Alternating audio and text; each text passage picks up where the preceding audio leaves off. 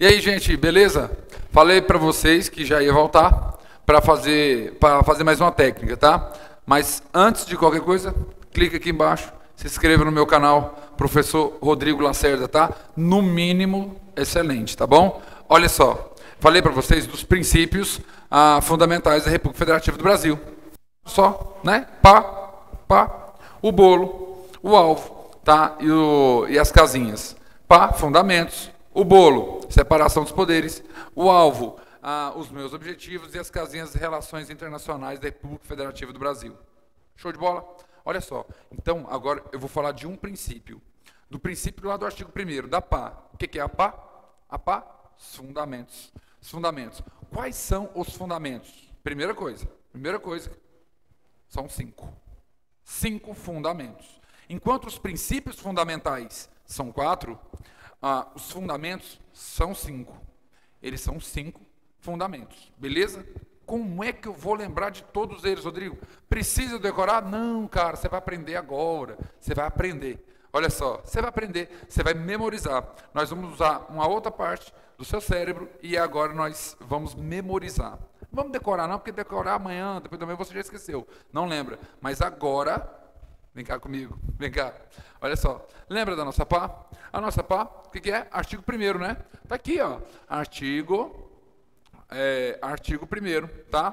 Tá? No artigo 1º da CEF, tá bom? É a pá. São os fundamentos. Já vimos isso. Tá. Qual que é o primeiro fundamento? Como é que eu vou lembrar, Rodrigo? Cara, sabe como é que eu lembro? Eu lembro de uma coroa. Porque o rei, ele não é soberano. E geralmente o rei, ele usa uma coroa. Então, ó, o rei, ele é soberano. Então, o nosso primeiro fundamento, ó, é a soberania. É a soberania. Lembra de coroa? Lembra de soberania. A soberania. A soberania é o primeiro fundamento do nosso princípio. Desse princípio aqui do artigo 1º. Tá? Então, dos fundamentos, a soberania é o primeiro. Vamos falar um pouquinho dela? Olha só. Nós temos que observar que a soberania, vamos dividir em duas partes. Soberania externa e soberania interna. A soberania externa, o rei de outro estado pode mandar no meu rei aqui. O rei de outro estado pode mandar no meu rei. O meu rei, só ele manda aqui no Brasil. Só ele manda no meu estado. A minha coroa é soberana aqui? Sim. Então, outro rei, ele não pode mandar no meu estado. Então, o Brasil não se submete à ordem de outros estados. Ele não se submete à ordem de outros estados. Essa soberania, hoje em dia, ela é mitigada. Pelo quê? Pelos tratados internacionais, tá? Que o Brasil é signatário. Pelos tratados internacionais de direitos humanos, que o Brasil é signatário, por exemplo. Tá? Então, lá no artigo 5º, parágrafos 2º e 3º da Constituição Federal. O Brasil, ele não se submete, a República Federativa do Brasil não se submete à ordem de nenhuma outra coroa. A coroa aqui é soberana. Ela não vai aceitar a ordem de outro país. Mas, se o Brasil for signatário de um tratado de direitos humanos, aí sim, ele se submete ao tratado e não à coroa, a outro país. Ele vai se submeter ao tratado que ele é signatário. Ok? Então, se o Brasil aceitou se submeter a esse tratado, ele vai seguir esse tratado, tranquilo? Então, ele não se submete à ordem de outro país, mas sim dos tratados internacionais de direitos humanos, ok? Tá. Mas dentro aqui da soberania externa, não aceitou outro rei, é salvo os tratados.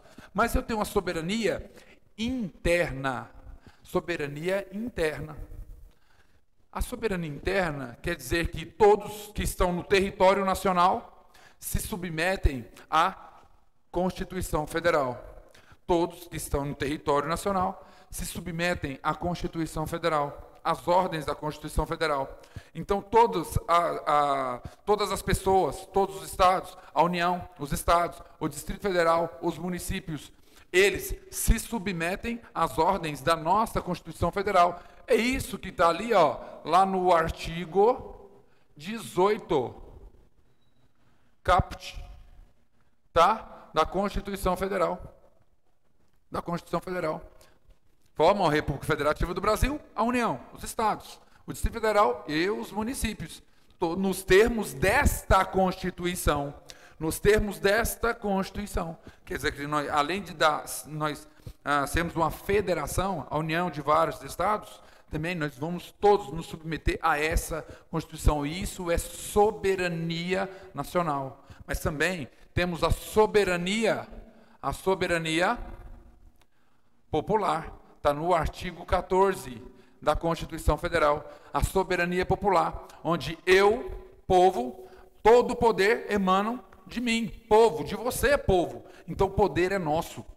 O poder é nosso. Se o poder é nosso, quem pode evocar esse poder? O povo. Mas quem pode ter o exercício desse poder? Quem vai ter o exercício desse poder? Os representantes que nós elegemos. Os representantes que nós elegemos. Nós vamos ter hipóteses de democracia direta. Nós vamos ter hipóteses de democracia direta. O voto, o plebiscito, o referendo. Mas o poder é nosso. Temos representantes que exercem esse poder em nosso nome, eleitos por nós. Nós vamos ter algumas hipóteses. Nós vamos ter a democracia semidireta ou participativa. Artigo 1º, parágrafo único. Já vinculamos o nosso dispositivo. Já vinculamos os nossos fundamentos.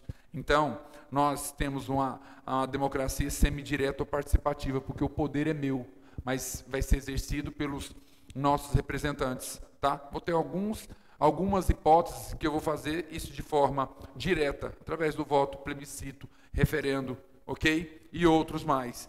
Tá? Então, quando eu olho ao rei, soberania. Não nos submetemos a outro rei, a não ser os tratados internacionais. Temos a soberania interna. Interna, a Constituição, a todos se submetem à nossa Constituição. Exemplo, o artigo 18, caput, e também o artigo 14, que vai falar da soberania do voto, ok? Do sufrágio universal. Tranquilo? Olha só. Então, se eu falei para você que esse é o primeiro fundamento, a soberania, a nossa coroa, Rodrigo, qual que é o segundo? Como é que eu vou lembrar do segundo? Tá. Para que eu possa exercer meus direitos políticos e tal, eu sou chamado de quê? Cidadão. Como é que eu vou lembrar da cidadania? Eu vou lembrar da cidadania, olha aqui, ó, do meu título de eleitor. O meu título de eleitor. Lembra? Título de eleitor, cidadão. Se eu voto, eu posso ser votado. Título de eleitor, olha a minha urna eletrônica. Tá meio feio, né? Mas, olha só, o desenho não precisa ser bonito. O desenho precisa ser de uma forma que você está estudando, entenda. Rápido de fazer uma revisão. Então, ó, você lembra do título de eleitor e urna eletrônica. Só deixa eu falar algumas coisas sobre isso aqui. Eu coloquei esse título de eleitor e urna eletrônica só como exemplo. Porque aqui no artigo 1º, nos fundamentos, eu não posso pensar assim. Eu tenho que pensar na cidadania no sentido mais amplo da palavra. No sentido mais amplo possível. No maior alcance possível, porque é um princípio, né? Então, o princípio, ele tem que ter a maior alcance possível, tá? Olha só, você tem o maior alcance possível, aqui no artigo 1º, inciso 2º, quando eu vou falar da cidadania, eu só vou usar isso aqui para que eu lembre da cidadania. Mas aqui, ó, é cidadania em sentido amplo. No quesito de quê? De todos que estão no território nacional têm direitos e obrigações. Todos aqui têm direitos e obrigações. Todos aqui no território nacional têm direitos e obrigações. Porque se eu quisesse falar de cidadania em sentido estrito, como está aqui, eu falaria, aqui ó, cidadania, também lá no artigo 14 da Constituição Federal. Aqui é cidadania em sentido estrito, onde eu vou falar do voto, do direito de votar e ser votado, da alistabilidade, da elegibilidade. Aqui eu vou falar o direito de votar e ser votado. Aqui, meus amigos, aqui no sentido amplo, mais amplo da palavra. Então vai ser no artigo 1º, inciso 2º da Constituição Federal. Espera aí, Rodrigo, então é assim? Quando fala cidadania lá no fundamento, quando o fundamento é uma cidadania, é o sentido mais amplo, não quer dizer no meu gosto dos direitos políticos, é só um requisito, mas quer dizer que aqui, cidadão no sentido mais amplo da palavra, são as pessoas que têm direitos e também têm obrigações com a República Federativa do Brasil, independentemente de raça, cor, credo, etnia, procedência nacional. Ok? Legal, né? Então, quando eu lembrar da minha pá, do meu fundamento, eu vou lembrar da minha coroa, soberania. Eu também vou lembrar do meu título, cidadania, mas cidadania no sentido mais amplo da palavra, tá bom? Rodrigo, tá bom, entendi. Então, pá, fundamento, é um princípio. Então, o primeiro fundamento vai ser a coroa? Sim, soberania. E o segundo fundamento? Cidadania, vou lembrar do meu título, da minha urna. Ser cidadão, mas cidadão em sentido amplo. Como é que eu vou lembrar, então, do terceiro? E o terceiro, Rodrigo? O terceiro, ele é o vetor, tá? Dos princípios, é o princípio dos princípios, esse aqui. Esse aqui, tá vendo que eu coloquei uma pessoa e coloquei um cachorro? Vou fazer um símbolo para vocês aqui. Aqui, um cifrãozinho aqui, e um cifrãozinho aqui. Amigos, olha só, se por um acaso você que quer ser policial, tá? Ou você que vai passar na OAB agora, vai fazer sua prova na OAB, se você pensar comigo, você que é policial, você por um acaso, entrando em uma casa, cumprindo mandado de prisão, vê um cachorro e você ceifa a vida desse cachorro, você está em legítima defesa? Não em regra, né? Se o dono usou o cachorro para te atacar, tudo bem. Mas se o cachorro veio e te avançou ali e tal, você não está em legítima defesa. Você está em estado de necessidade. Tá? Você está em estado de necessidade, artigo 24 do Código Penal. Sabe por quê? Porque quando você matar o cachorro morreu. Aquele cachorro, ele serve para alguma coisa. Ele é um ser movente. Se ele é um ser vivo que serve para alguma coisa, ele tem valor. Advogado, você que vai tirar a sua OAB, então você vai pedir a reparação do dano para o Estado, conforme o artigo 37, parágrafo 6º, porque eu, policial, atuando na minha função de policial, cometi um dano a terceiros. Se eu cometi um dano a terceiro, artigo 37, parágrafo 6º da Constituição, e fala que a responsabilidade é objetiva do Estado. Você, advogado, você vai pedir a reparação do dano. De quem? Do Estado. O Estado vai ter que pagar o cachorro. Quer dizer que o cachorro tem valor? Tem, porque ele é um ser movente. Ele é semovente. A proteção dele vai estar lá no artigo 225 da Constituição. Lá no artigo 225 da Constituição, eu vou proteger os animais, o meio ambiente, aquela coisa toda. Não vamos falar dele agora. Mas aqui, o cachorro, ele tem valor. Mas o ser humano, se por acaso, ao adentrar essa casa, eu mato a pessoa, esse ser humano, eu posso pagar a vida dele em dinheiro, tá? Tirando as regras do Código de Processo Penal, eu posso pagar a vida dessa pessoa? Não, sabe por quê? Eu não vou pagar em dinheiro, não posso pagar e fica tudo certo, porque a pessoa não tem, a pessoa humana, ela não tem valor, ela tem dignidade. A pessoa humana, você não tem como mensurar o valor dela, porque a pessoa humana, ela tem dignidade, e dignidade você não se compra. Dignidade você não pode comprar em cada esquina. Se não tem dignidade, do mais pobre ao mais milionário, do presidente do Brasil ao lavador de carros, essas pessoas, todas elas você não compra a vida você não compra, porque elas têm dignidade. Dignidade, aqui, a pessoa humana. A dignidade não tem valor. O cachorro tem um valor. Mas sabe que é uma frase que eu adoro, tá? De Immanuel Kant? Ele diz assim, tá? O ser humano é um ser em si mesmo. O ser humano é um ser em si mesmo. Porra, olha que legal. Se um ser humano é um ser em si mesmo, você que está estudando para concurso aí, você que está estudando para o OAB, para de olhar para o lado, achar que alguém é melhor do que você. Sabe por quê? Porque o ser humano é um ser em si mesmo. Se ele é um ser em si mesmo, você não pode comparar coisas diferentes. Se você é um ser em si mesmo, você não pode se comparar a outras pessoas, porque você é um ser único. Você é um ser único, ninguém pode comprar a sua vida, a sua dignidade, ok? Dignidade não se compra, você é um ser em si mesmo. Então pare de olhar para o lado, estude, porque você vai conseguir. Porque você vai conseguir, porque você é um ser em si mesmo. E outra coisa, você não pode ser usado como objeto. O cachorro, eu posso. Entender o significado de dignidade da pessoa humana? Peraí, então vamos lá. São fundamentos. A nossa pá são fundamentos. Certo, top. Qual é o primeiro fundamento? Qual é o primeiro fundamento? A coroa. Tá? A coroa, tá? É a soberania. Qual que é o segundo fundamento? A cidadania, vou lembrar do meu título. E também qual que é o terceiro fundamento? A dignidade da pessoa humana, que eu não vou comprar. Não tem valor. O cachorro tem. Posso comprar? Claro que eu posso. Claro que eu posso. Agora, pedir para vocês, tá? Para não ser ridículo, tá? Ninguém ficar rindo de mim, tá? Mas eu tenho certeza que você vai rir. Mas você vai rir e ao mesmo tempo você nunca mais vai esquecer que eu vou colocar para vocês aqui. Fundamento. Rodrigo, que porra que é essa aí? Rodrigo, olha só, galera. Você vai entender agora. O nosso quarto fundamento vai falar assim, ó. O valor social, quando eu coloco várias pessoas, eu coloco sociedade. O valor social eu coloco esse símbolo para simbolizar, para colocar o serrote, o martelo, simbolizar o trabalho. Então, o nosso quarto fundamento é o valor social do trabalho. O valor social do trabalho. Vocês estão rindo, né? Mas você também nunca mais vai esquecer esse fundamento do valor social do trabalho. É muito mais fácil estudar desse jeito.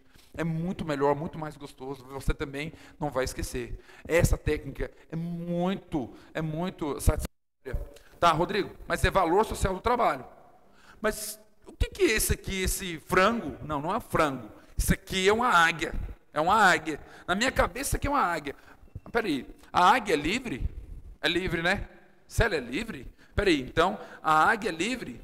A livre, isso aqui é o que, Rodrigo? Isso aqui é uma régua. A régua começa com 0? Sim. Então, é a livre iniciativa, se iniciando aqui na nossa régua. É a maneira que eu, Rodrigo, entendo. Faça a sua. Eu entendo assim. Ó, o valor social do trabalho e da livre iniciativa.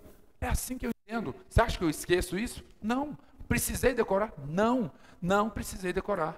Ok? Tranquilo? A gente vai falar disso mais, tá? Mas olha só, por que tem branco aqui? Por que tem branco aqui? Por que quando tem branco aqui, eu lembro de muita coisa. Eu lembro também da discriminação que muitas pessoas têm. Eu lembro aqui, ó, que muita gente fala assim, ó, o pluralismo político. Mas o pluralismo político aqui é no sentido de não descriminalização. A pessoa não se sentir descriminalizada, porque ela pensar de uma tal forma, ou ser de uma tal forma. Aqui, com todo o respeito, tá? Aqui, eu lembro dessa galera aqui, ó. O pessoal que sempre é discriminado, porque pensa diferente, ou porque tem está numa situação diferente das outras pessoas. Não falo só do homoafetivo e tudo, mas também do negro, do pobre, por discriminação por causa do trabalho, da religião. Nós, aqui, o pluralismo político é isso. Você respeitar o próximo. Você pode falar o que você quiser, desde que você respeite o próximo.